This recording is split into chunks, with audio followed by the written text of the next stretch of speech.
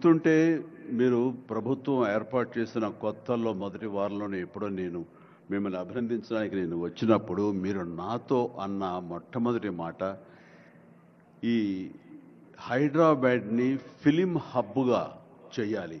అదేదో ఒక తెలుగు ఇండస్ట్రీ వరకో లేకపోతే సౌత్ ఇండియన్ ఫిలిం ఇండస్ట్రీ వరకో లేకపోతే భారతీయ వరకో కాదు, గ్లోబల్ మనకి ఏమి తక్కువ అని, ఇక్కడ ఏ వనరులు తక్కువ అని చెప్పేసి, ఏ ఎంకరేజ్మెంట్ తక్కువ అని చెప్పేసి మనం ఎందుకు చేయలేకపోతున్నాం, ఎందుకు కొన్ని తెలుగు ఫిలిమ్స్ ఒక లాంగ్వేజ్కే మనం కన్ఫైన్డ్ అయ్యాం.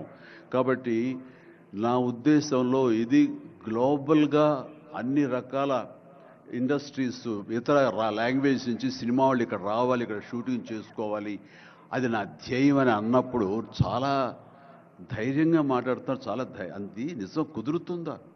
ఎక్కడి నుంచో ఇతర దేశాల నుంచి వచ్చి ఇక్కడ షూటింగ్ చేయటం అన్నది, నేను మినిస్టర్గా, నేను టూరిజం మినిస్టర్గా ఉన్నప్పుడు ఫిలిం టూరిజంగా ఇక్కడ ఎంతోమంది ఆహ్వానించడానికి ఎంతో శ్రమ పడ్డాం, ఎంతో కష్టించాం. కానీ ఇక్కడ ఉన్నటువంటి అట్మాస్ఫియర్ కానీ ఎంకరేజ్మెంట్ కానీ ఆయా గవర్నమెంట్లు అంత లేకుండా ఉండటంతో అది అంత పూర్తి సఫలీకృతం కాలేకపోయాం.